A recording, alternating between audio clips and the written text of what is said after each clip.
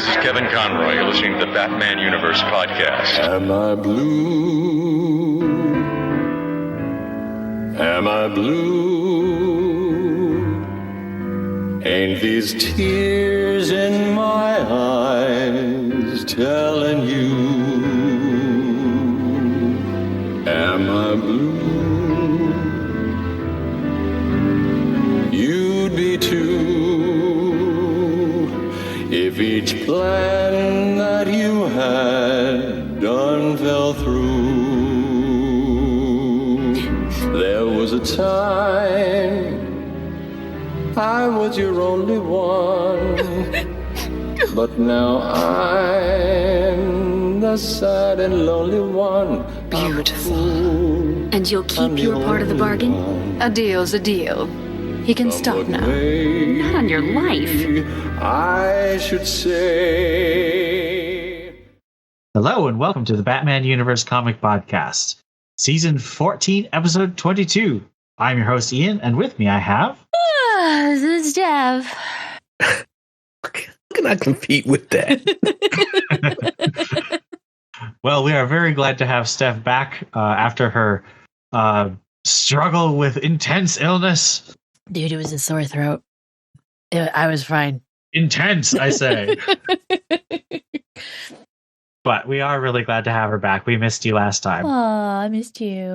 I don't remember what all you said, but I'm sure you had some things that were wrong. Oh yes, of course. Of course. And he had a mode too, and it's I did get a mode. It was great. Although I did send Steph a screenshot of my score already, so you can't accuse me of changing my score to get a mode this episode. All right. So we have a bit of news this time. Unfortunately, Kevin Conroy, longtime voice of Batman in animated form, and also a couple live action appearances, maybe just one, did pass away this last couple of weeks. Yeah, I definitely was one of those kids that would run home after school and watch Batman and Superman on the TV when I got home from school. Yeah, I'm going to miss him a lot. He seemed like he was a really nice guy. yeah, for me, and me being the elder, the geriatric person of the trio, I won't say that Conroy was my Batman. Just because of my exposure to the character so much longer. But Batman the Animated Series was my Batman show until we really got deep into the movies, particularly with the Nolan trilogy. But the animated series was probably, and to this day still, is probably the closest depiction to the character of Batman that's been produced, and much of that is due to the work that Conroy did. So yeah, that one came, all of a sudden. That one really hit me in the gut, and I am happy to say that before he passed, I had the opportunity to meet him at a convention once. So rest in peace to one of the greatest. We all enjoyed the piece that Steph's going to put in front of this episode in tribute of him. Definitely contributed a lot to the Batman universe in general for the last 30 plus years. Actually, 30 years exactly, isn't it? Yeah, because I think the first season aired in 92, so 30 years. We also got a big announcement about what's happening in 2023, and I'm very curious to see what Thea's going to say about what I say next. I was both right and wrong. I said that they were going to do a line-wide rebranding project starting in March, but instead they're doing a line-wide rebranding project starting in January called Dawn of DC. There's not a ton of stuff focusing on Batman. Most of it focuses around Superman with the new Green Arrow series coming too. and 2 new Green Lantern series, including friend of the podcast, Mariko Tamaki, writing Hal Jordan, which I think will be pretty exciting because she did such a great job on Detective Comics. But in Batman news, we're getting a new Batman. I can't tell if it's an anthology series or like a rotating series, but it's called Batman the Brave and the Bold. And I assume that's going to be a team up title, since that's what Brave and the Bold always means. And Tom King's doing a new miniseries that might be called The Penguin, but it might be called something else. And I'm betting this is going to be a tie-in to the movie or streaming series. Well, no, I'm wrong. Sorry. This is actually a tie-in to Chip Zdarsky's Batman, but it's going to be very Tom King because the government's going to recruit Penguin.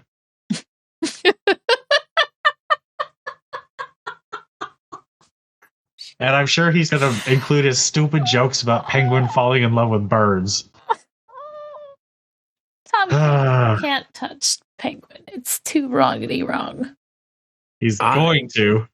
I will only say, are we getting a Batman #1? Nope. Are we getting a Detective Comics #1? Nope. Neither of them are getting rebooted. So you're wrong. I didn't say Batman was getting a new #1. This is the Batman Universe Comic Podcast. What else are we talking about when we've been talking about relaunches? Matter of fact, the last relaunch didn't give us a #1. Wait. The last relaunch didn't even give us a Detective Comics #1. Back, Adam. Your exact words were, we're going to get a crossover between Batman, Detective, and Catwoman. And when they're done with that, we're going to have a relaunch. And hopefully that also means Teenie Howard will be getting off of Catwoman. I can't wait. And you were wrong on all of it. Every single one of those things is wrong, correct. Although we are going to get a Batman, Detective, and Catwoman crossover. It's just happening later in the year. Which probably in June. Oh, well. So I'm looking at this graphic with it's timeline question mark, yep. And so there's Superman and there's Doom Patrol. I'm guessing. Doom Patrol, and then there's Green Lantern, Green Lantern, and Green Arrow, and then Batman and Flash. Is that Thundercats? That's Shazam. No, under Shazam. Oh, I said Flash. Okay, yeah, but under Shazam, what's that? That is the Hawkman symbol. Hawkman. Interesting. It looks like which is interesting because Hawkman is currently in the JSA title. You say interesting. I mean, I really like the last Hawkman title. Okay, it was great. But it also looks like a timeline, so it looks like the Batman stuff won't be for a while, and then everything else is laid out. We can see at the very top. You know, you have Lazarus Planet at the top left. In the middle, it says Night and then T. So I think that Night is going to be part of the big crossover in the summer. Yeah. Because Superman is February, so we got February, March, April, May, and then we got a blank in June. And I think that's when Night Time, or whatever it's going to be called, starts. I don't know why I thought the Hawkman symbol was the Black Hawk. But I see. When this came out, I Googled both the Blackhawks and Hawkman because I really would like to see Lady Blackhawk come back. But this is Hawkman. And Steph doesn't care. I don't care. 99% of comic fans don't care about Hawkman. That series died. But it did last for 27 issues, which is pretty good, actually. You lost me at Tom King. But he's not writing Hawkman. Fishman. No. Oh, she's talking about Fishman. Fishman. Fishman and his love for Penguin. I mean, I lost myself. I don't want that. I feel like you could go back and listen to those podcasts, and I was quite... Actually, I don't know if those conversations made it on the cast. Oh, I don't know. But I was very upset about it. I thought it was really stupid, and I refused to believe it. I will read it only if I'm forced to. Just know, listeners, that we were traumatized. I wasn't traumatized. I was already done by then. I was post-wedding, so he was gone. Exactly. I was done by then. So we also had solicitations drop for February, and a few pieces of news-ish for Batman. None of these are particularly new. Well, maybe one, but Batman vs. Robin is concluding in February after a skip month because it's part of the whole Lazarus Planet thing. Batman is going to face a villain called Red Mask in Zdarsky's run, and possibly Catwoman is going to get folded into the main title. Did you see that cover? That variant cover? Yeah.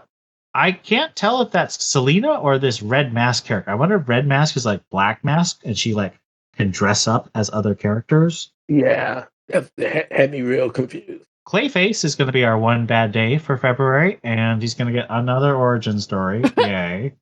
But to be fair, these all have been ish. Not mean, I shouldn't say that at all. Okay, Riddler was an origin story. Riddler was. Two-Face wasn't.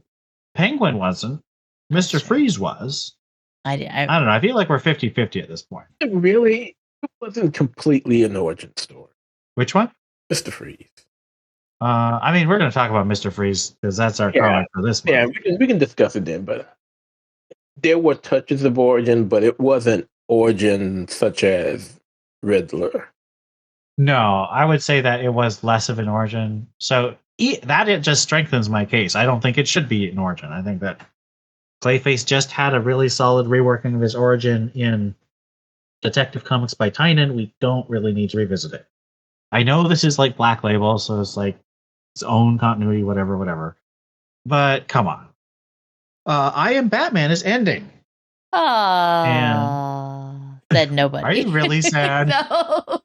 Hey, I didn't see that. That wasn't solicit.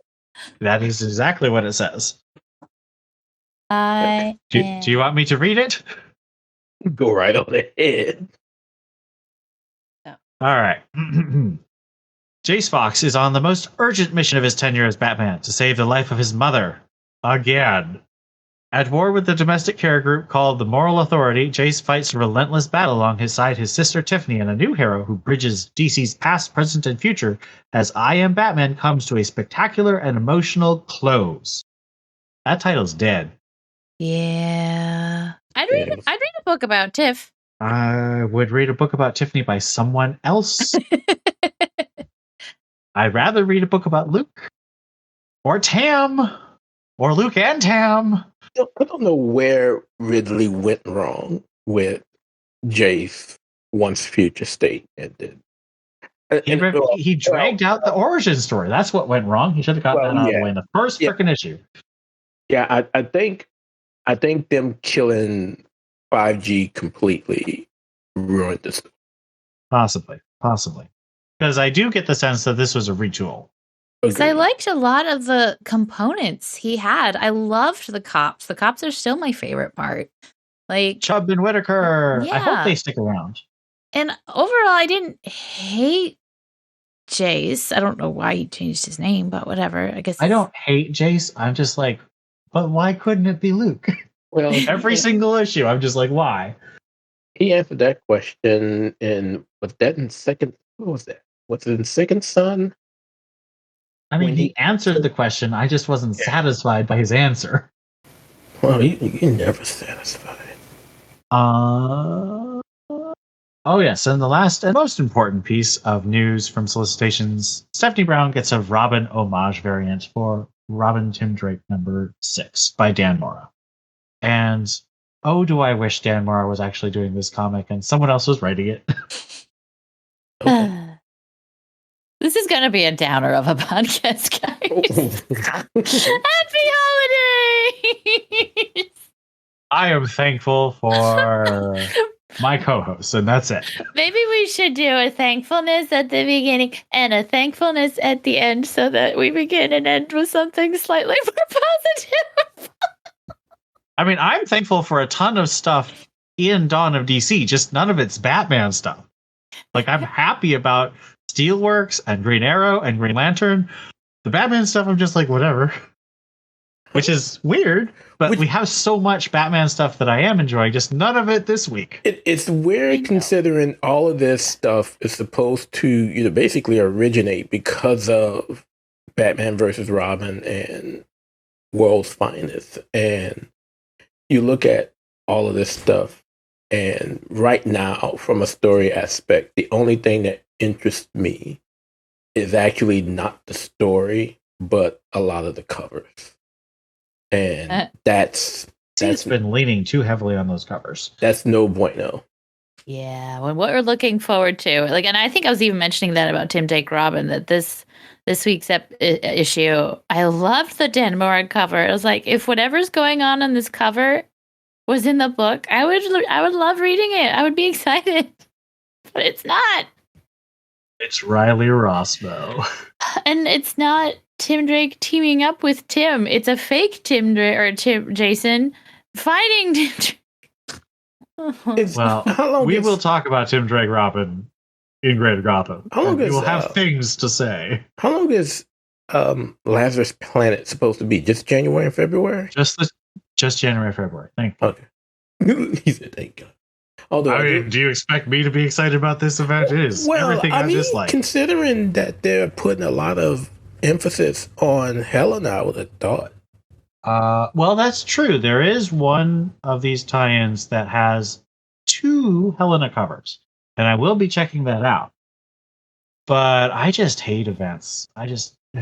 With Dark Crisis, I actually am not hating Dark Crisis, but I'm not excited about it either. Wait, we're going from Dark Crisis to Lazarus Planet. You're reading Dark Crisis? I'm just can we just have regular comics for 6 months and then do the event? Wait. You're reading Dark Crisis? Every issue of Dark Crisis has Steph in it. I have to read it. We had a vow that we weren't touching that. A vow? I broke the vow. Jeez. They keep putting Steph in it. I have to. Oh God, such a whim. All right, so we're gonna get started on our reviews. Our only review is Detective Comics number 1066.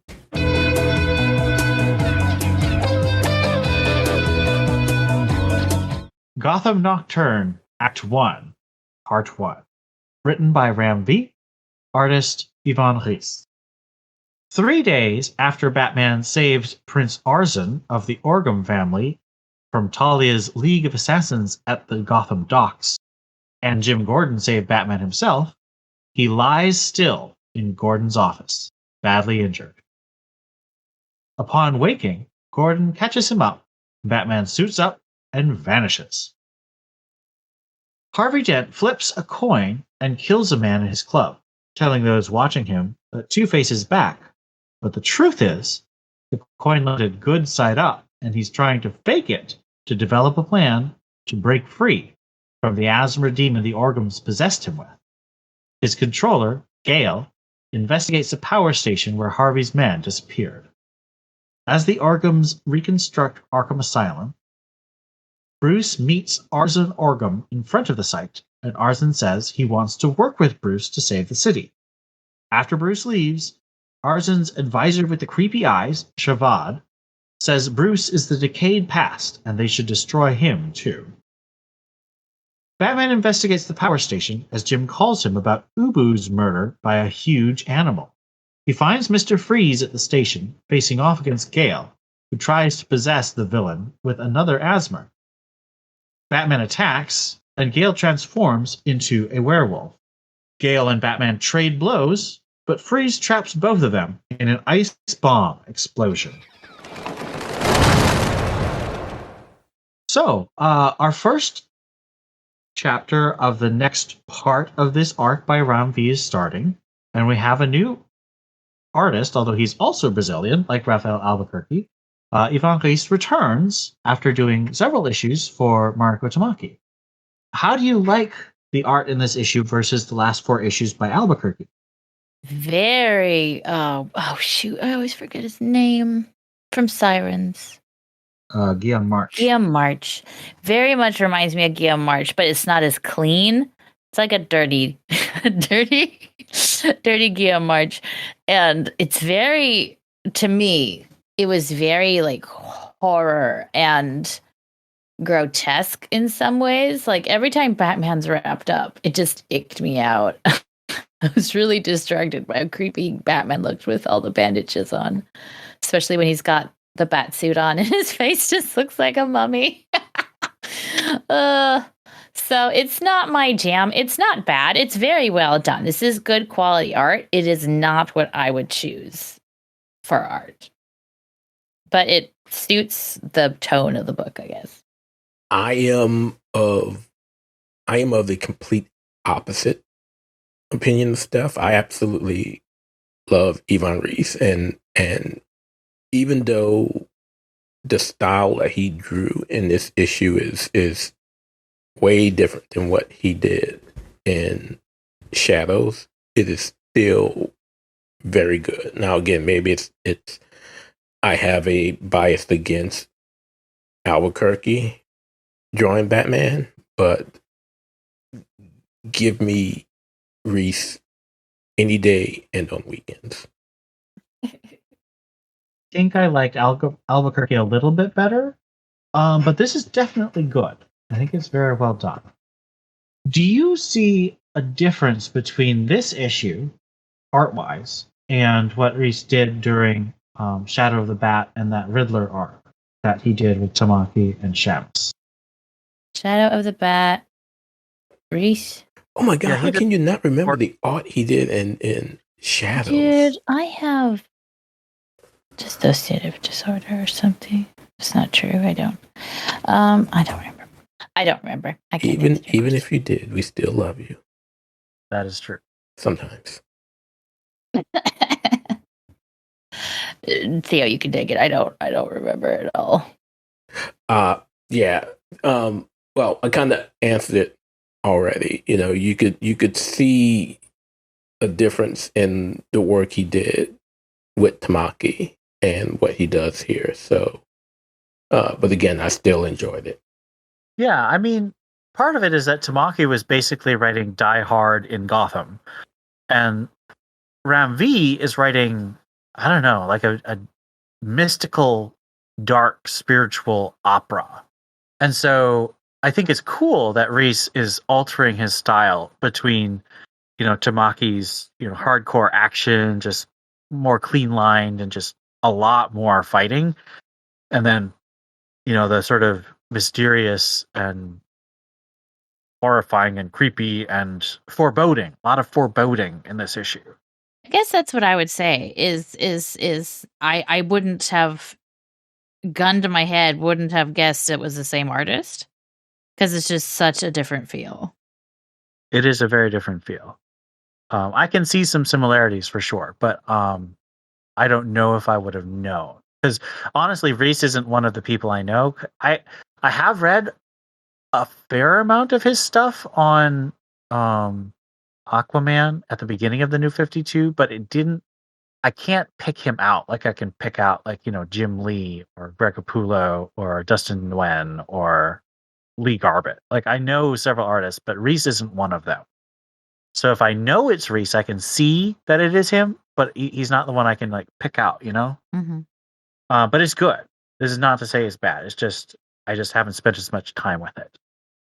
How do you feel about this beginning of the next part, the beginning of Act 1? Does it feel like just the next chapter, or does it feel like does it feel like Ram V is doing something new structurally, or does it feel like it's just between a commercial break? Oh, commercial break for sure. Okay. So if you read a lot of webtoons, like I do, you get to the last little bit and there's a cliffhanger, and then it's to buy new chapters ahead of time, or you just can't wait for the next week or whatever. And it's a little cheap. Like, sometimes it's like, you didn't have to do that. I know why you did that. You didn't have to do that. And I feel like Batman is just something horrible is happening to him at the end of every single one of these. It's like the only action that moves forward is that something horrible happens to Batman. And it's like he just woke up from drowning at the beginning, and now he's a popsicle. A batsicle. He's a batsicle. Oh, poor guy. It's almost frustrating to read. I will say, to kind of go along with what Steph is saying, is that if this is what we're going to have to deal with throughout Nocturne, I'm going to get turned off rather quickly, because that can get very old. Mm-hmm. So I seriously hope there's some mixing up with this. For sure. That's a really good note. I hadn't noticed that. So I'll have to keep an eye out for how those issues are structured. I'm glad I asked the question. Get better answers that I have to give. But that's why we do a podcast with more than just me. Be a weird podcast if you were talking to yourself. I mean, I could do it. I'd be like, the high voice and the low voice. Do you have a favorite moment from this issue? When it ended? Can I say that? Oh, harsh. I'm okay. So I am enjoying Two-Face's or Harvey's plan. It's interesting seeing Harvey making these choices and being the baddie to make everyone believe Harvey's not in charge, which is, I mean, that's interesting. Except it's kind of pooping on his hero's journey. So there's that. Yeah, we'll get deeper into that in the backup, but I am yeah. curious about that.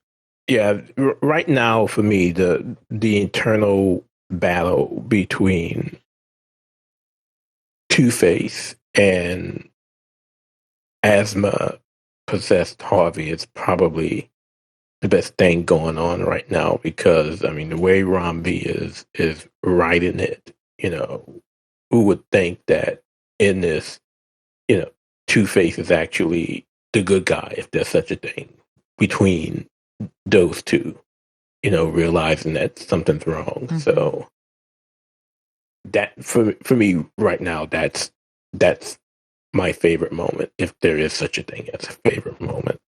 I think my favorite moment is probably Bruce and Jim. I love that relationship, and I think Romby does a really good job with that. I don't understand why he had to throw in the line of dialogue about Batman saying, "Good to have you back," even though that explains why they had the editor's note in the backup saying this happens before Joker number 15. But why do you even have, if you just take out that line, it doesn't make a difference. You could just move on. But it's a very nicely written moment. I'm not, it doesn't take away from the moment. I just think that editorial should have just said, cut that one line, and it would have been fine. What do you think about our werewolf? Do you think he fits into Batman lore? I was so confused by that. Like, it took me a while to realize that was, what's his name? Gale? Yeah. Gan? I don't remember. No, I think it's Gale. Gan's the girl in White Knight.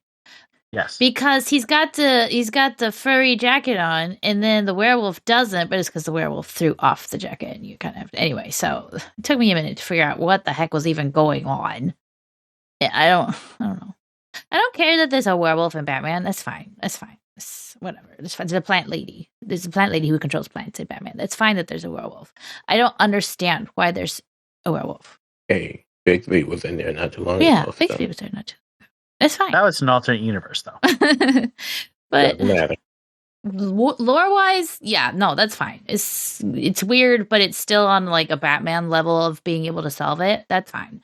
But there's a lot of weird people on that boat that came off that boat or were ahead of the boat, and it's just, I don't know. Like Weird Eye Lady. Like Weird Eye Lady, yeah. I was gonna say I'm more concerned about Weird Eye Lady than I am about Werewolf, because it seems like Weird Eye Lady, and I'm not even gonna try to pronounce her name again, but Weird Eye Lady seems to have a deeper power with her 3 eyes that it could potentially, I mean, not that it matters these days in comics, but it could leave Bruce's identity, considering what it seems like her ability with those eyes can do. I mean, I think there's no doubt that the Orgums are going to find out who Batman is, but they don't know yet. All right. I personally am still really feeling muddled by this arc, because like I can see that the Orgums want to take over Gotham, and they're doing it on 2 fronts. They're doing it through Gale and Two-Face with the Arzen demons, but they're also doing it with the public face of the Arzen family and, taking over Arkham Asylum. But I don't know why. I don't know anything about the characters of the Orgums, and I don't know what their powers are other than this werewolf guy, and I don't know how he got it. Like, there's so many questions, and I get that we're supposed to be going on atmosphere and mood a lot, but I like to know why. I like to know the motives. I like to know the how it works. So hopefully that gets delivered. I'm pretty sure it can be. I'm worried this is going to turn out to be one of the story that's all about the mood and the atmosphere, and that annoys me. Oh, like they would end it and you never know anything? Yep, I hate those stories. That would be annoying. Considering equal places in time as far as issue count, you enjoying Rambi more than you enjoyed Tamaki? No. No, Tamaki was much more engaging. I did have some frustration about 7 or 8 issues in when we were still dealing with the parasite plot, but 5 issues in, I was still really hooked. Yeah. Because I feel like, because maybe we can look back at this as a collection and be like, oh yeah, look, it's really good. It's just a slow burn. But Tamaki's was like short and punchy, or at least not necessarily short, but like the story, it felt like every issue had me satisfied, or at least really looking forward to the next one. This one is like, okay, here's another layer. Oh, here's another layer. Oh, here's another layer.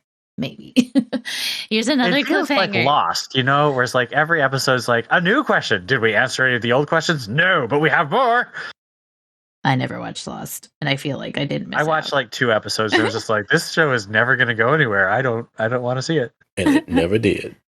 I don't even think it ended answering everything. I do not feel like I made the wrong choice. You're not alone. No lie.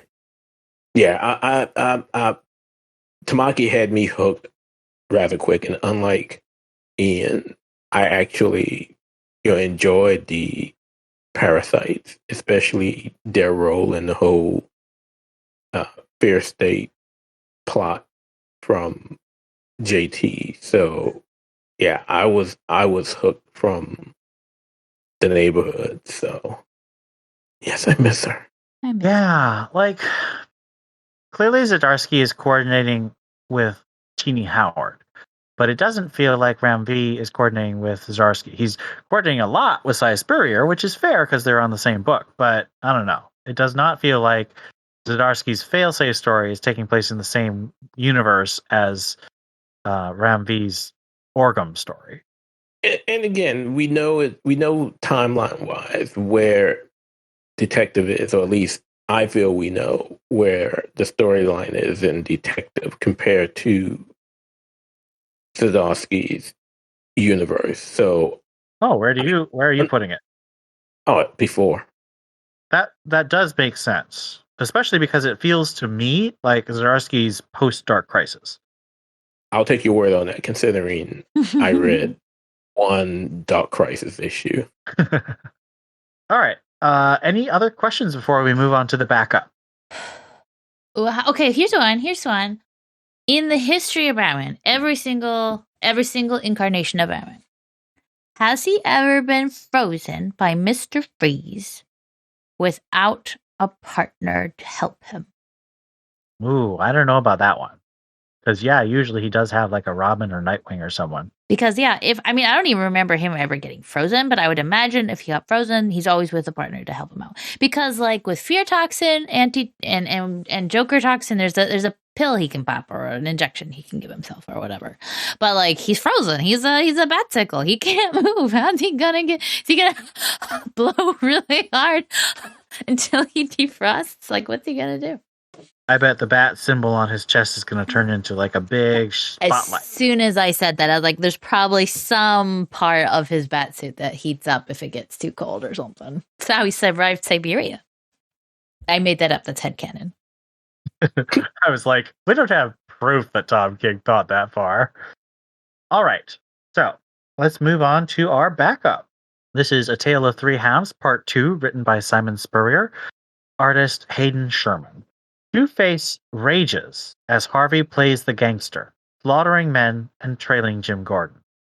As he is about to murder his therapist, Dr. Mead, the strange boy Jim Gordon helped the last backup series, attacks, using strange spiritual powers over the asthma demon inside Two-Face.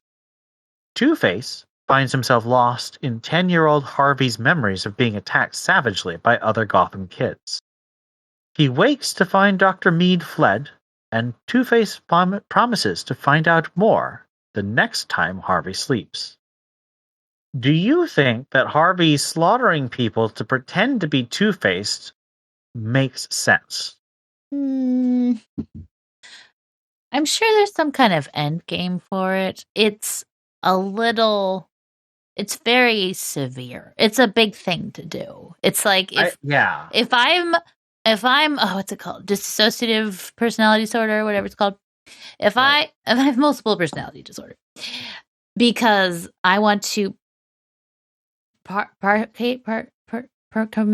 separate my bad side from my good side, then if the good side starts doing all the murders, then technically Two-Face should stop existing. I just learned that today about dissociative personality disorder. So that's just a little weird.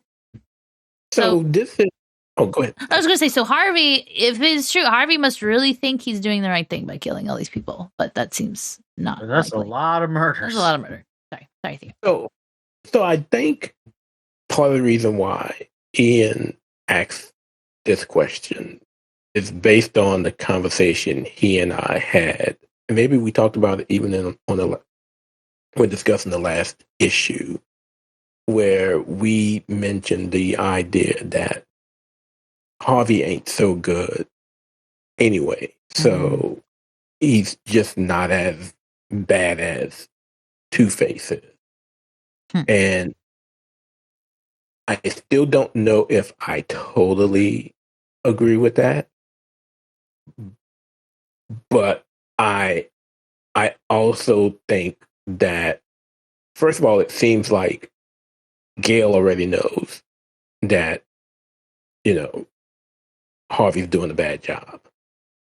And I think he probably realizes that there's a conflict between Harvey and Two-Face going on, because if we saw from the main story, he walks in and he says, kind of weird to walk in and see a guy talking to himself. But to go back to the original question, sorry. And again, it's only based on the conversation you and I had with regards to Harvey being bad already. If that theory is in fact true, then I almost think it defeats the question. Can you understand what I'm saying? He's not really pretending. He's not really pretending if he's not really a good guy to begin with. Going from that original argument we had last episode. But the thing is, Harvey is clearly pretending to be Two-Face. So he definitely isn't like a pure soul. And different writers have explored this. Scott Snyder in My Own Worst Enemy, and I can't remember exactly what Peter Tomasi was doing. I think James Robinson also explored this in the terrible Detective Comics run he did. But like, just because Harvey is not a good or perfect character doesn't mean he's going to do everything bad. Like, he's going to have his own ways of doing bad things. And he's copying the ways of doing bad things that Two-Face acts out. And I feel like this is a big move, and I feel like this kind of not ruins the character, but this is going to need either a lot of walking back, or editorial is going to need to enforce this going forward and like cement it in other Two-Face stories. I don't know. Do you think that this is going to be just sort of ignored in the future, or do you think this is going to signal like a difference in how they write Two-Face and Batman for a while? They'll probably ignore it. Yeah. They're good at ignoring stuff. They're good at ignoring stuff. They are. I was being optimistic and being like, well, maybe they'll be artistically consistent. But no. I don't think they will. And only because that's what they've been doing with him so far. Like who he was in Detective Comics a few months ago or a couple years ago is not this guy. Who he's been in other, and I'm the first to say, oh, you don't have to have continuity between books, that's fine. But if you're claiming to have continuity between books and your characters are so different, it just doesn't make sense. Well, you're going back to the whole Task Force C. I am going back to that. Suicide Squad drama. Zed. What do you think about the Asmer demons? It's just another layer of weird confusion. I don't know. I think it's a way of being able to backtrack later. It's being able to use your characters who are on a hero's journey. I don't know. Mess with their heads and then being able to backtrack all the bad things they did. But it is kind of interesting seeing Harvey battle it. I don't know. This is a big why for me. Because I want to know, where do these Asmer demons come from? How do they work? How did the Orgum family come to have at least 2 of them under their control? Like, I just feel like there's so many questions this raises. Because obviously we've had Barbados before, but that was sort of explained in a couple of different ways. But these are like demons that possess people and also can be controlled by external forces. So it's just a lot of questions I have about it. Yeah. Can you hear us now, Theo? Yeah. I'm here. Oh, good. What do you think about the Asmer demons? Crazy. Just the means to an end for whatever Ron B has as his end game. He probably could have come up with many other ways to get to where he wants the story to be, and it's just his way of doing it with the Orgums. Sure. Any comments about the art by Hayden Sherman? Okay, friends. The art is fine. I actually like the art better than the main comic. I would prefer this art. It's a little still creepy, but I'm not creeped out by like every single panel like I am in the other one. But listen, why? Okay, it's not really the art. Why is the boy eating Harvey's face? Because that's really gross. It's like a symbol or a metaphor or something. I think it's how he gets a sense of who that person is. Like he's literally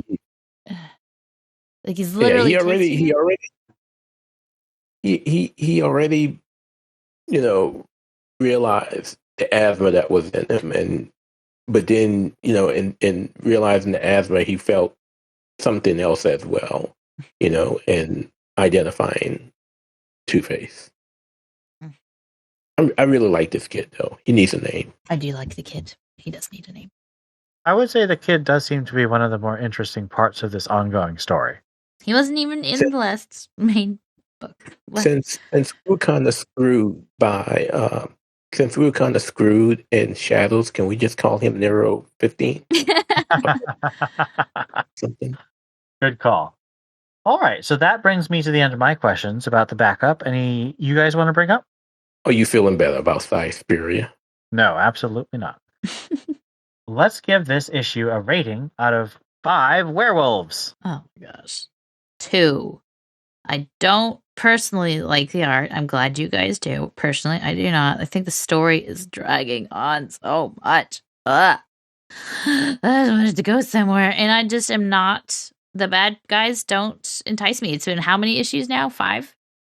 Yep. I'm just not. I don't care. I'm not because enticed. you haven't been given a reason to care. Yeah, I'm not enticed. They're just hyper wealthy, maybe. Ooh, harsh. Ian. I mean, they're doing this whole underworld takeover thing, so I think they might be. I will give it a 2.75. I'm going to give this a 3 because I do enjoy the art. and I appreciate the craftsmanship, even though I'm not really enjoying the story. Like, I'm torn because I do, like, when I read it, I have an emotional reaction. I'm not like bored of it, but it's a frustrating emotional reaction. So I'm just like, I don't know. It's just so slow. It is really slow. And it's slow in a way that's not hooking me. It's not a good monthly book slow. If this was a really if isn't. this was a bi-monthly book, maybe we could get away with it, but Yeah. If this was Shadows. Weekly book. Jeez, that'd be a lot. But we'd be happy. We were happy. That was a good arc. Oh, All right. So that I give this a 3. That means our average is a 2.58. We have no mode. So Theo wins. Theo looked at the bottom of the review. Whether you are a first-time TBU Comics podcast listener, a 13-year veteran, or anything in between, we'd love to hear what you think about this episode or any of the comics we discussed. Send emails to tbu@thebatmanuniverse.net. Join our Discord server linked at thebatmanuniverse.net.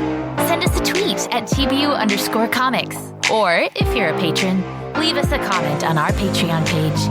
We'd also love it if you left us a review on iTunes. We'd love to read your comments on the next episode of the Batman Universe Comics Podcast. Batman may claim he works alone, but we know that he needs the Bat Family. Join the TBU Bat Family and let us know what you think. All right, let's move on to Greater Gotham. All 60 million of them.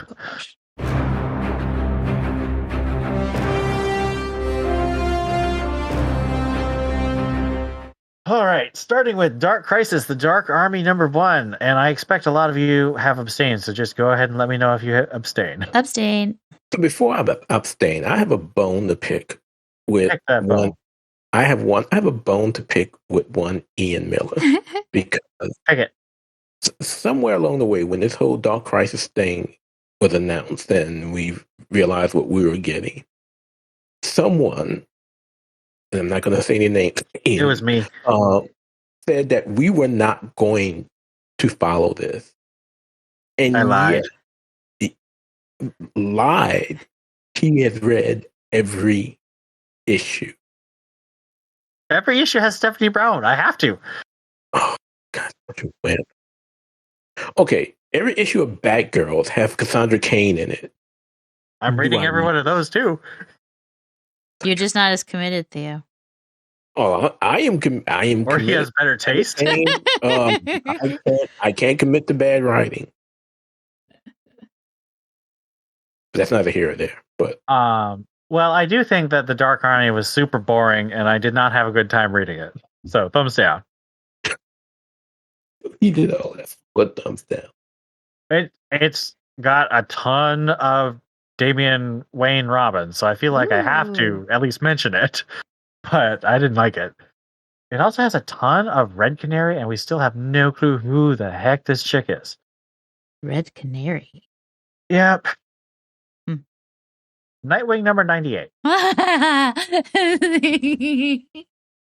Thumbs up. What did I say? Hold on. I gotta pull up what I said. What did I say? Oh man, we talked too much. Okay, I said, I'm not even done reading Nightwing yet, but holy cow, what is this glorious, gooey goodness? Nightwing has his own, what are they called? Sprites? Nymphs? He has... Fifth-dimensional imps. And he's delightful. I love him. So let me just say, so Madam DJ, some music, please. Hey Tom, Steve again. So I know a few episodes ago I kind of went off the deep end and called you out and just went into some other disgust over the whole Uberic thing. So, as promised, I want to publicly apologize because this was some totally awesome storytelling. Oh my God, that was so good. And how, first of all, Uberic was just a fifth dimensional imp that now follows Nightwing around and is also a hero. And I absolutely loved it. So, Tom, from this Nightwing fan, I'm sorry that you can just forget all that other stuff I said a few episodes ago. But anyway, 2 thumbs up for Nightwing. Absolutely loved it. Very funny and very touching at the same time. Mm-hmm. I, on the other hand, apologize for nothing and give this a thumbs down. Aww. I am more surprised when you give it something other than a thumbs down. So Exactly. I'm just gonna go whatever. Batman Superman, World's Finest, number 9. Hold on. I read it.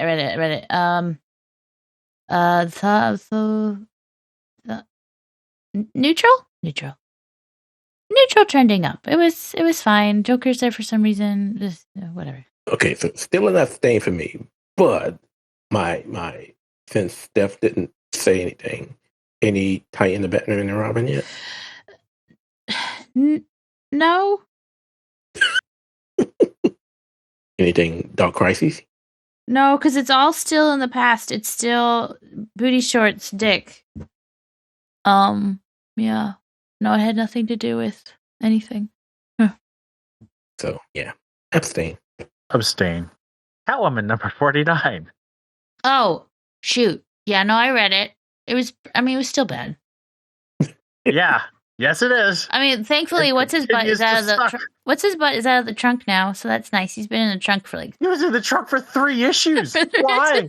Why was he in the trunk for 3 issues? This is so stupid. I like how she came from Italy or whatever to come save He's him. still in the trunk. He flew across the ocean twice. Oh, so bad. This book sucks. Oh, right. No. And then she canoodles with Belmont on the rooftop. Before getting him out of the trunk. Wait, who's in the trunk? No, it was after. Dario. Oh, no, yeah. No, but then she does it on the rooftop, which I thought that was rude. That was very rude. There's, young lady, you have a whole thing. There's a whole issue. Have sex in some other place. About you and Batman. That's your place. Don't do that with Velmont. And then she went off to talk to Batman right after she had sex with Velmont on the rooftop. That was sleazy. And before and after she has sex with Batman, she's like talking about how she hopes Batman is her future. What is this? It was okay. I'm all for her having a good time. That was sleazy. I am not all for her having a good time. That was sleazy. God, the more y'all talk, the more I absolutely hate Teeny Howard for what she's doing. It's awful. Again, I've already had my issues for how she totally screwed over Gambit and Rogue in Excalibur and ruined an otherwise awesome team. And I am, oh God, thank you, Ian, for just doing the long haul and reviewing this book, because I just can't. I don't know. And she's taking over Harley Quinn too. Not that matters. You don't read that book anyway. I know. I just keep her away from Batman. Keep her away from Detective Comics. Keep her away from anything else that I'm reading, and don't put her on Batgirls. I was about to say, I don't think that would be an improvement for us. I'm still hoping and praying that they find somebody else to replace Cloonan and Conrad. I'm still a bit surprised that they didn't put Tamaki on it. I mean, I know that Tamaki's a big name, so they don't want to. I don't know. It just feels like she'd be a good fit after the One Bad Day Two-Face. Every episode, you all get to this conversation about what goes on. Oh, bad. in Catwoman, and it just makes me hate what Teenie Howard is doing more and more and more. And I just can't. I'm sorry, Bruce. She's just ruining otherwise wonderful character, and I don't get it. I don't. Maybe that's what she was hired to do. I don't know. It's possible. To make the notion of Bruce and Talia getting together, to do that, they just gotta make Selena. I'm trying to find the right word on a lady of loose social responsibility is what the current Russian president liked to call them. Can we quote him on this show? I don't think that's right. I mean, I'm being extremely vague, so I just can't. Yeah, you all. Yeah, see, this would be the type of episode. This would be the type of issue. Just hearing the quick summary. I mean, this would probably set me off on ed type levels to where I just would have to do another rant and have to issue an apology after. I don't. I mean, the big frustrating thing is like Valmont is just such a dumb character. Like the cop that Selena had not a fling with, like a flirtation with during Ron V's run, he was a cool character. He like had an attitude and he had a commitment to justice. Valmont is just a simp. He is dumb. He is. He has no personality other than how can I serve you, my lady? He's a simp. Also, I'm very cool. Yeah, no, I know. It's just awful. I don't care. I don't care about Valmont and whoever the hell he may be. But what I do care about is what they're doing, what they seem to be doing from how you all are describing it to Selena. And it's just that I just can't. I mean, everything that's been built up and you know, they've broken up and got back together, but this is just seems to be taking it to another level. Well, hey Bruce, yeah, I'll talk to you later. Let me go screw this guy, and then after she screws the guy, she goes and calls him back. Yeah, just not good. Yeah, just keep Teenie away from anything.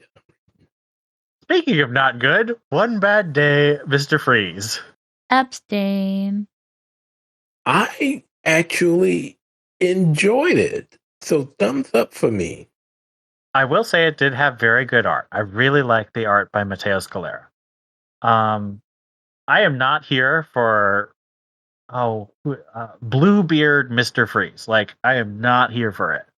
I mean, because the idea that all these years that Victor never really wanted a cure for Nora is a good angle. It's a good different angle to consider his history. And, you know, all these years and these decades, you know, we're thinking, hey, you know, he's trying to save his wife. Hell, we got the story of him actually saving his wife to the point to where she turns her back on him. I like that story way more than this one. But now here it is, an entirely different viewpoint of that history. I'm okay with that.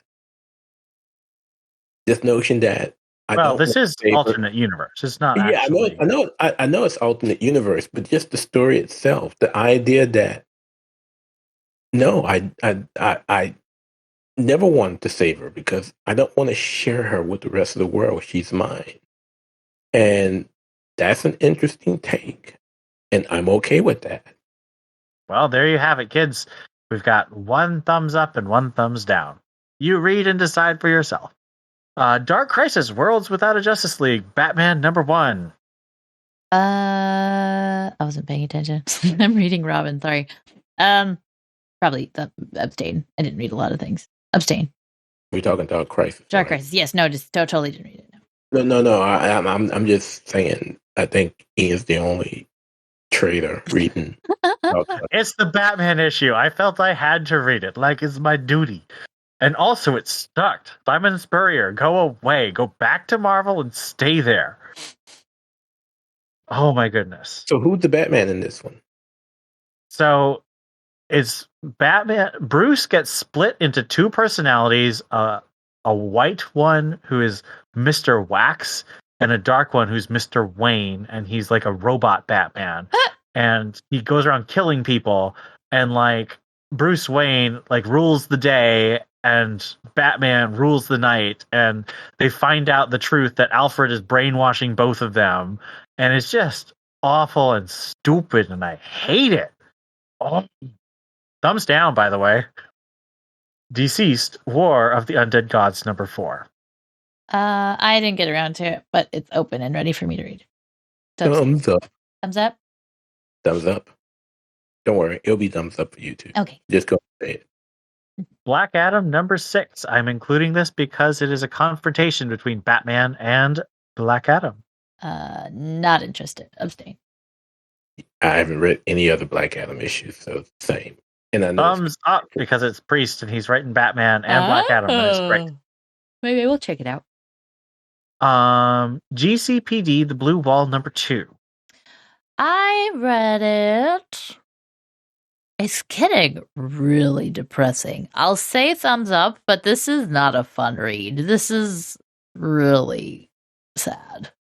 I would say sad from a dark standpoint. Yeah. Just everything that the characters are experiencing, and it's a thumbs up for me too. So, but like Steph said, this is going to, and again, this is Theo speaking as the lone black guy of the trio.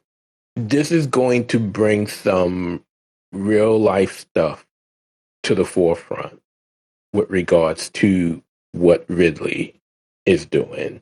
And it is totally, completely different to what he's been doing in I Am Batman, even though you may see touches of it, but it is totally not the same. But I am still enjoying it.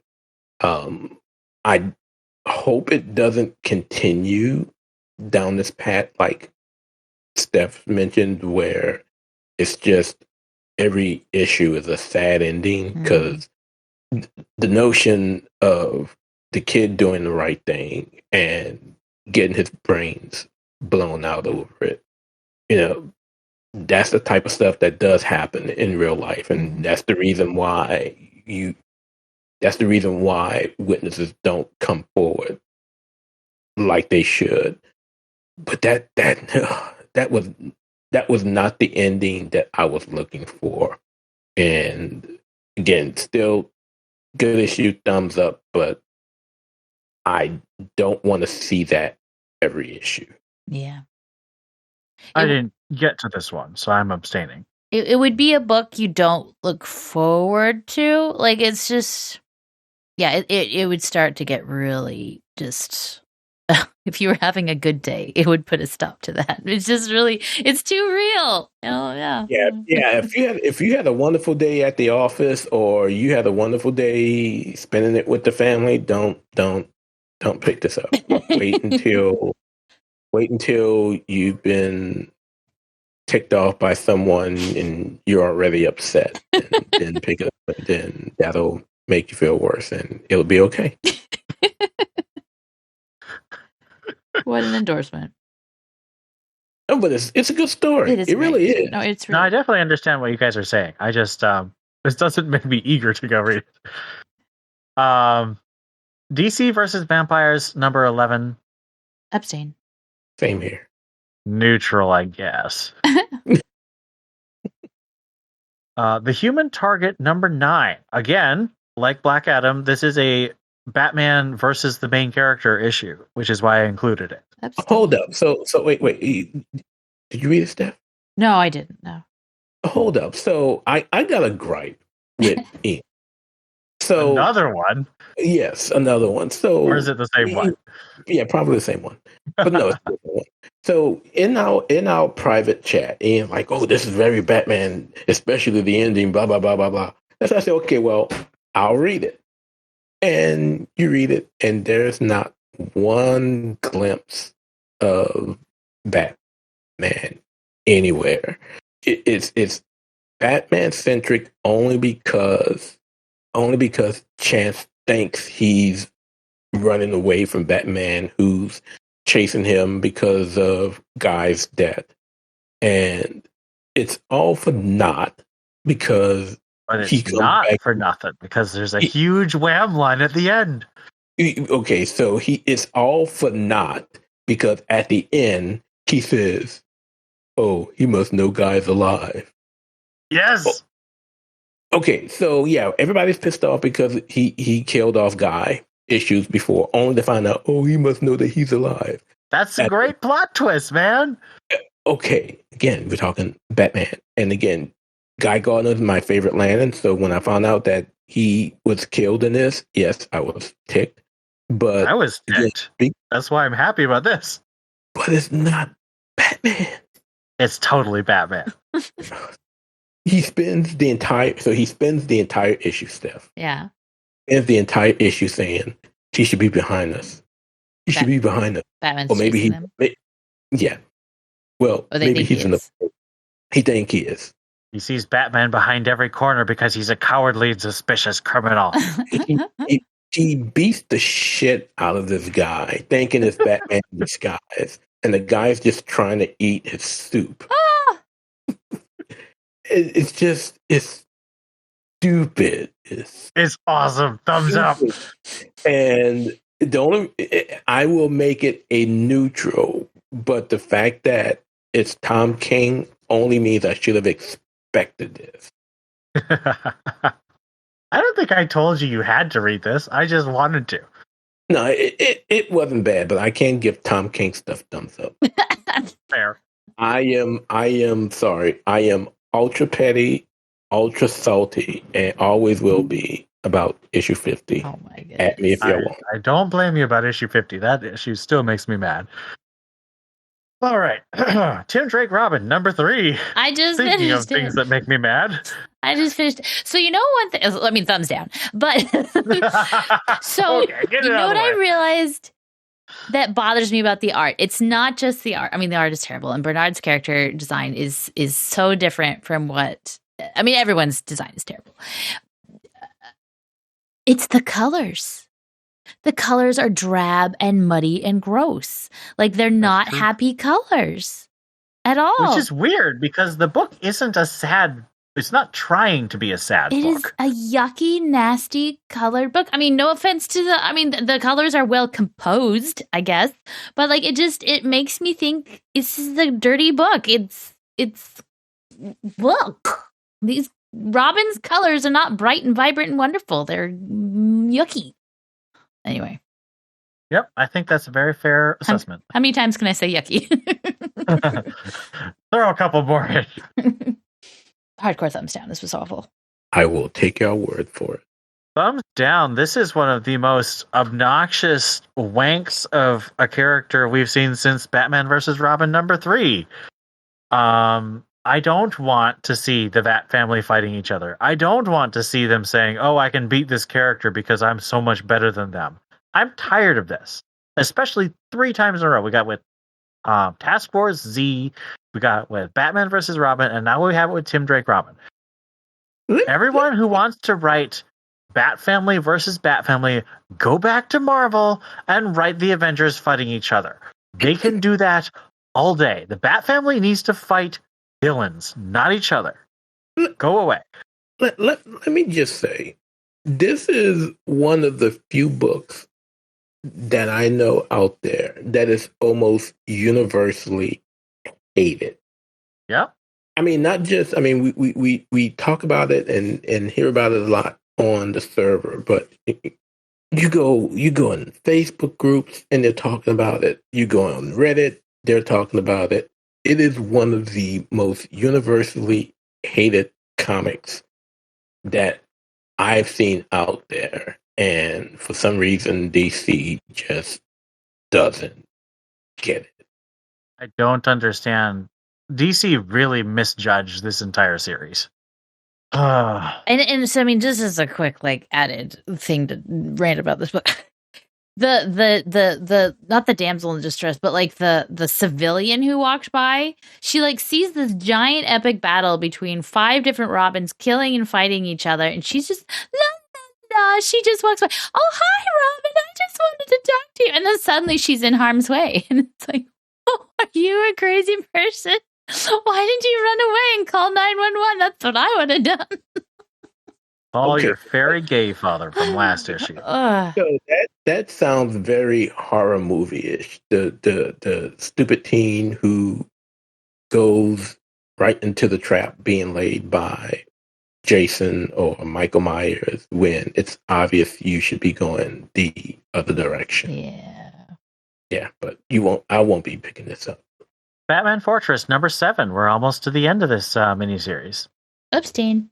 Oh my God, thumbs up. So all these issues, they've been searching for Superman. They've been searching for Superman because the aliens that have basically put the planet into a total blackout are searching for Kal-El to make him pay for the atrocities his people of Krypton have put amongst these other planets. And Batman and President Lex Luthor, which is probably the ugliest Lex Luthor that I've ever seen, because he looks twice the size of every other rendition of the character, and he's walking around in.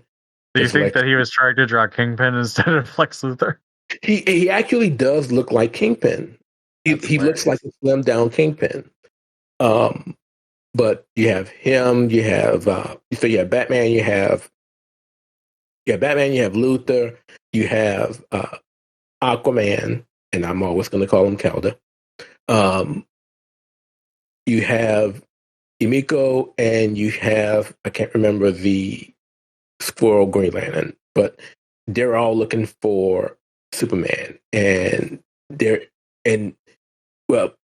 not looking for Superman because they feel he's off planet, because Bruce then searched for him. They searched everywhere. He can't find him, so he figures he's somewhere off planet. So the only chance he has of helping out the planet is to break into the Fortress of Solitude, and they're able to do so. And this was one of the first issues, once Kelda's in the story, that they're not doing some type of offhanded sexual trope. It's just replaced by a racist trope, because black guys save all of their white asses, or at least their non-black asses, as he said in the story. So that was dumb, but the story itself was fun because, one, it had Crypto, and Crypto is wonderful, and he's awesome, and he remembers Bruce and scares the hell out of everyone else. But in the end, they realized that one reason why Batman couldn't find Superman anywhere on the planet is because Superman is in the fortress, which can't be penetrated by any of Batman's equipment. And he seems to be in this death-like state. Well, this explains the title. Yes. So, yeah, this was probably the best of all the issues thus far. Again, they could have done without the stupidity lines with Calder, but outside of that, I am still liking this. So thumbs up. Well, sounds like Black Label continues to produce content that finds a good audience, so good for them. And lastly, Punchline the Gotham Game number 2. What happened? Hold on. I read it. Hold on. What happened? Batman is weird he doesn't react a lot. Like, at the very end, she's working with what are they called? The Royal Flush Gang. Mm-hmm. And they've got this plan, and this dude who's, I don't know. Oh, right. The YouTuber from the last one's been like chemicaled with something, and he's crazy. And then Aiko's there for some reason. So wait, is this a spinoff from her backup story? It's a sequel to that. It's a sequel to that. But it's also connected to what Howard's doing in Catwoman. Right. So they talk about Aiko's in it. They talk about Catwoman. It sounds like Catwoman's going to get revenge because Punchline stabs Aiko at the end of the issue, and Batman just stands there and doesn't do anything. And then Punchline throws Aiko off the building, and Batman's like, "Oh, I'll save her. I should have done that 10 minutes ago." Anyway. And Royal Flush Gang then got out of prison too. She's recruiting retired members, so they're not in prison. Yeah, and then she offered to have a threesome with them, but that was in the last issue. Wait, what? Yeah, no, I'm not joking. Yes, this series is weird and weird. It's weird. So I mean, I thumbs down, but honestly, just I don't know. I don't like the Catwoman tie-in, and I don't like Batman in this issue. Wait, who's writing this one? This is Teenie Howard and her husband Blake. I just can't, y'all. Yeah, keep her away from Batman and Tech, please. That's all I ask. That is all I ask. Well, that brings us to the end of our Greater Gotham. You didn't give us a score. I didn't read it. I'm serious, y'all. We need to end with like what we're thankful for because this is really depressing. This was a downer, and I don't want this to be how we end the episode. Okay, let's go through what we're thankful for. Steph, start us off. Well, I'm thankful for both you guys. I love talking to you, and I love complaining about comics with you, and being happy and excited about comics with you. And I love Dan Mora, and I love the way he draws Robin and Batman. I love these things too. And I'm grateful for Tom King because he gave us a lot of good Batcat, and I know he messed it up. Or at least DC messed it up for him. But I am grateful for Tom King and all the things he did for Batcat because I love it. And it's what got me back into comics. And it's what got me on the podcast. And it's got me here. So I can't not be happy about that. I can. But we're talking about what we're thankful for. So I expect some Tom Taylor from you, Theo. I am thankful for Chip Zdarsky and what he's currently doing on Batman because as much as I am a fan of Ron V, Tech is really dragging right now. So at least I have something to look forward to.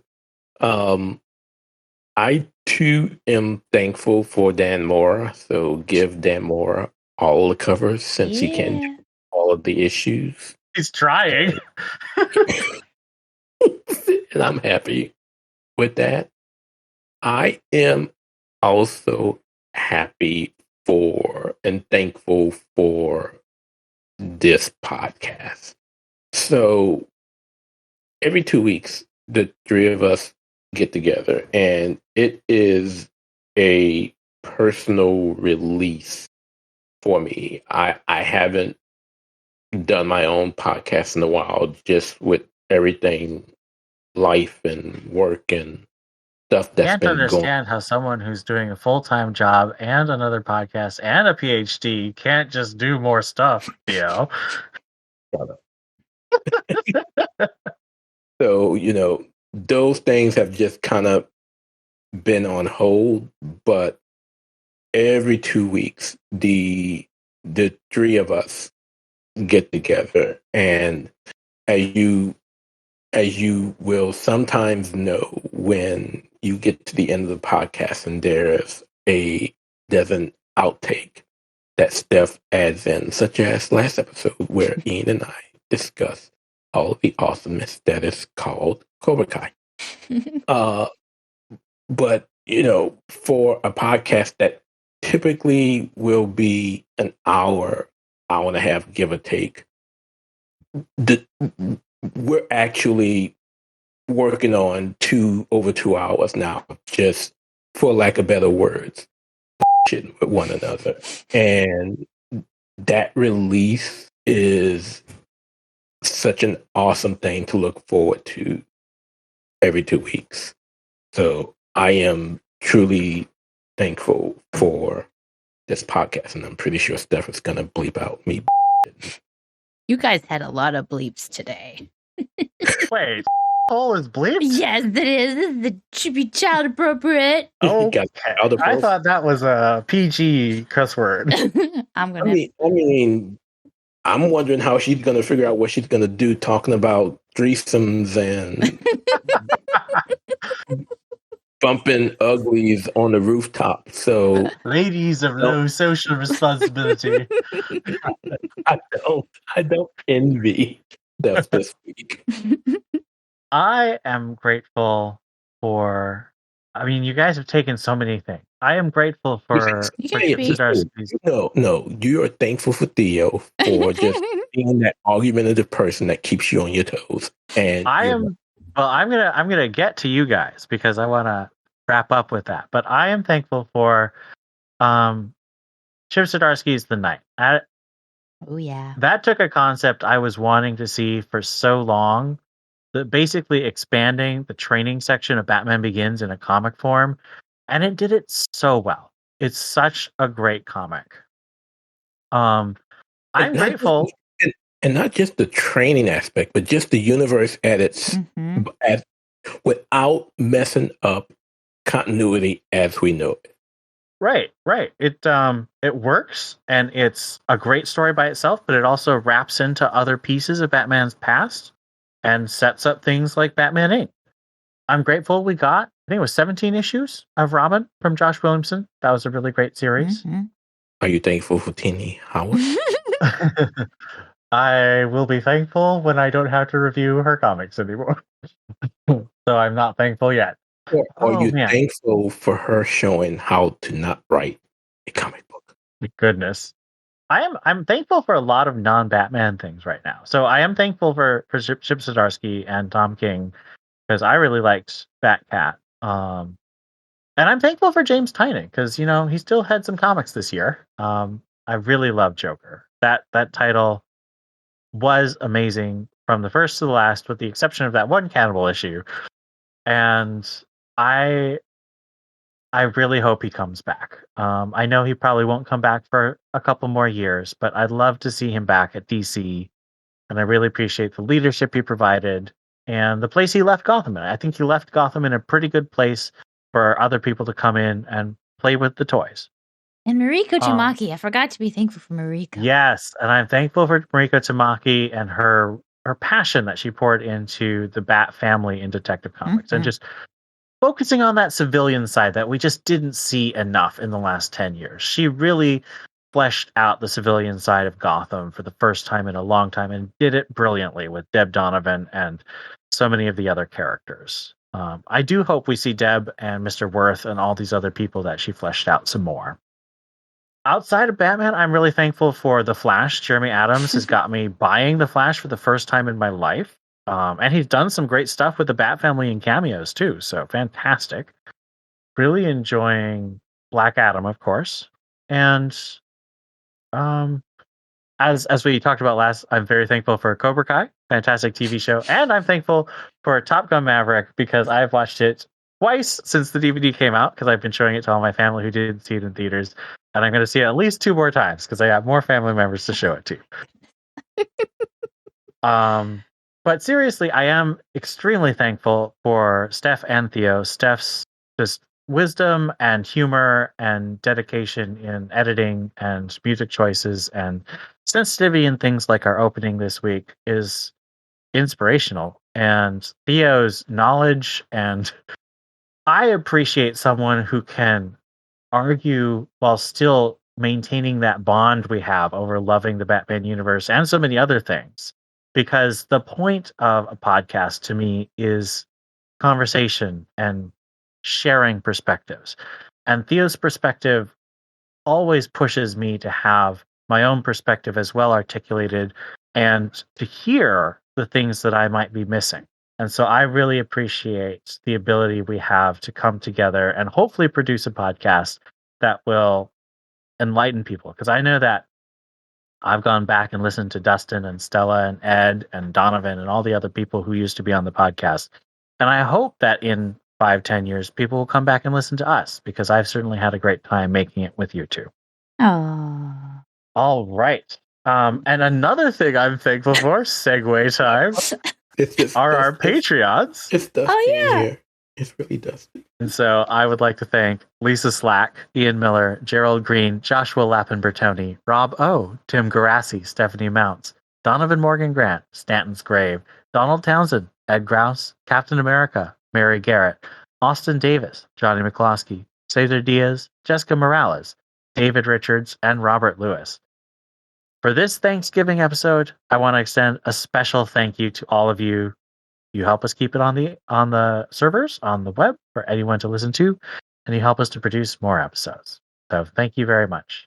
Yeah, y'all enjoy the Thanksgiving. I do have extra honey baked ham turkey if anybody wants. You just have to come to Louisiana to get it. Man, if you were closer, I would say come over, because it would be great. But unfortunately, I'm on the other side of the country, so we You can't. come to my house, it's only like a 5-hour drive. That's better than a 12-hour drive. Yeah, I'll do better going by Steph, because I know I like cold weather, but I'm hearing it's pretty bad. I mean, It's not actually that bad yet. It'll get way worse in February. Thank you all for listening, and this has been Ian. This is Steph. And this is Mr. Gobble Gobble. Happy Thanksgiving, buddy. And we'll see you next time. Your mic is kind of crappy. Oh, Are sorry. you using a wrong mic? That's a weird. That's a weird answer.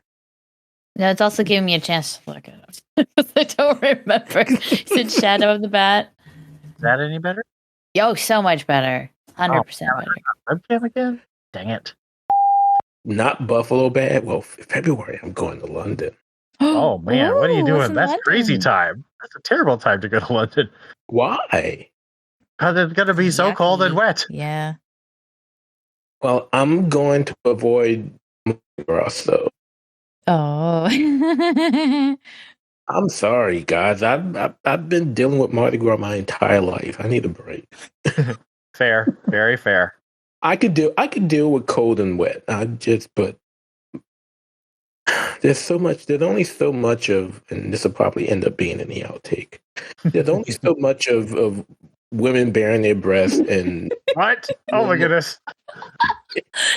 That's how you get beads, people- Ian. and people. Wait, you never heard of that, Ian? I am a sheltered child. I do not go to these things. I've never Oh. been, and I know that if you flash your boobies, you get more beads. Yes, I was not aware this was a thing. I'm gonna have to invite Ian to Mardi Gras one year. It's just- I think maybe I think I've got the corona again. There is a reason why Mardi Gras historically has always been the day before Ash Wednesday. Get all of the debauchery out of the way. And then you head to church for confession. That was a lot of things I did not think would be mentioned on the podcast. But Ian, I've never thought you never heard of. Okay, it's basically called Show Your Tits in New Orleans. I'm from Minnesota, where you would not do that in February because it's cold.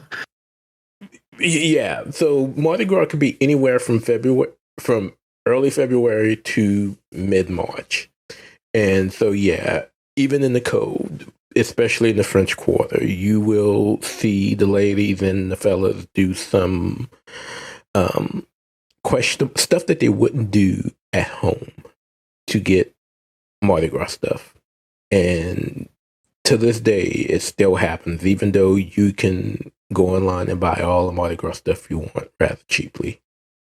I'm going to be in Columbus in a few weeks. I'm going to GalaxyCon. Oh, nice. I just went to a con too. I met Larry Hama and Ben Templesmith. They were very nice. I'm going to meet Dennis Cowan at Columbus. Oh, what are you going to get him signed? I got a bunch of milestone stuff I'm going to get. Oh, nice. Original milestone. I was gonna say, this is classic stuff, right? And actually, I got a copy. Nice. Excuse me, of the compendium. And I'm gonna get him to sign that as well. Excellent.